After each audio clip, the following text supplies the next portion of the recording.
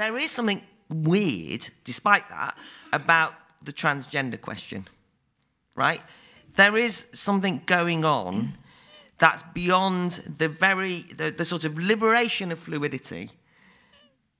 Something else seems to have happened, where many young people in this country now, there's a percentage increase in the number registering for clinical interventions on transgender questions has increased enormously. There's a certain fashion in schools of some sort, and it's a nerve-wracking business. If you're going to get no platformed in this country at university, you know, Germaine Greer-like, regardless of what one thinks of Germaine Greer, the point is you only have to touch on this question. Ian McEwan, who is completely right on liberal, a novelist, dared to say the slightly wrong thing, and suddenly he kind of has to apologise and is kind of ridiculed and shamed. So I don't want to get you to say anything you don't believe, but I'm interested in it because I want to be for liberation. I'm not going to stop anyone dressing how they will. But there's something weird about lots of young women wanting to be young men and lots of young men wanting to be women. I don't feel as though it's a great step forward myself.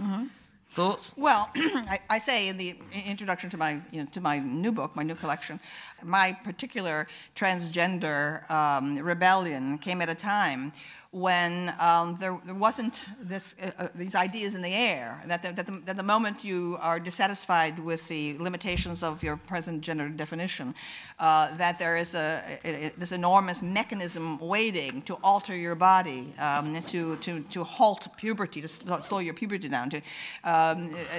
People, all very well-meaning and very sympathetic, are there to provide surgical intervention and potential, permanent changes in your body with which there's no going back. Okay, for me, a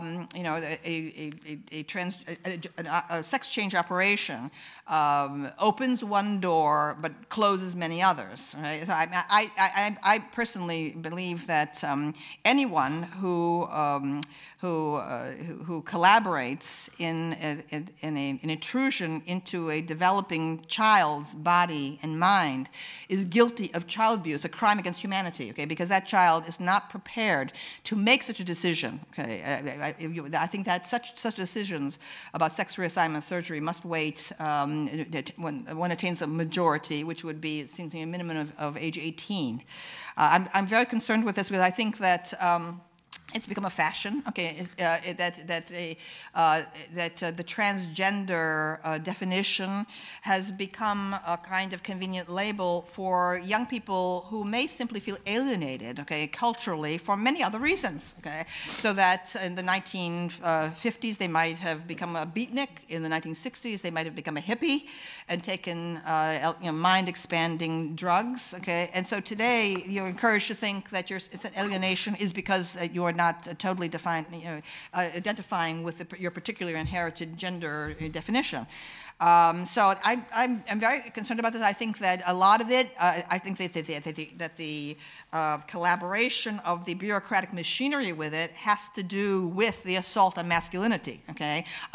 Okay, so you see, gender doesn't really exist. It's not really polarity. I mean, everything's all about expanding women's rights, but also terminating men, okay, and defining men out of existence. Masculinity is by definition toxic, okay? Masculinity doesn't exist. And you see, this is the proof of it. Now I began all of my studies, my book Sexual Personae began as a dissertation at Yale graduate school on androgyny. I've always been fascinated, attracted, to the subject of androgyny, and that's what Sexual Personae is. I explored it in history, but the more I explored it, I realized that that historically the movement toward androgyny occurs in late phases of culture, okay, as a civilization is starting to unravel, okay, and that you can find it again and again and again through history in the Greek art, okay, you can see it happening. All of a sudden, okay, there's a kind of the sculptures of handsome nude young men athletes that used to be very robust, okay, in the archaic period suddenly began to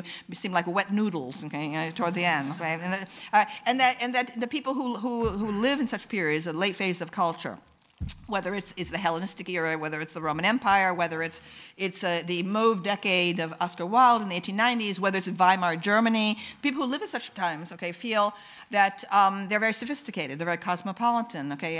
Homosexuality, heterosexuality, so what? Anything goes, and so on. All right, and so, but from the perspective of historical distance, okay, you can see that it's a culture that no longer believes in itself, okay. And then what you invariably get are people who are convinced of the power of heroic masculinity, okay, on the edges, whether they're the Vandals and the Huns, okay, or whether they're the barbarians of ISIS, okay. You see them, starting to mass on the outsides of the culture, and that's what we have right now. That there is a tremendous and rather terrifying disconnect between the infatuation with the transgender movement in our own culture and what's going on out there, okay. And so I mean, that's why I'm concerned. I feel it's ominous, okay. I question whether the transgender choice is indeed genuine in every single case. But what concerns me is when well-meaning adults, believe that they're helping people by making it easier some permanent change in the body from which there is no going back. For example, Brown University, one of the elite Ivy League schools in the United States, put sex reassignment surgery on its student insurance program. Okay, so that it becomes they can get a sex change in college. And I thought, oh my Lord, okay, I feel that's evil. Okay, because what it does to young people today facing an uncertain job market. Okay, what it says, people who are questioning their gender while they're at Brown University suddenly feel, well, it's like economically a better judgment for me to move now on this rather than to wait till I don't have a job and living in my parents' basement. Okay, and so actually the adult community trying to be understanding, okay, is, I think, involved in possibly making a permanent change in someone's life that could have tragic consequences.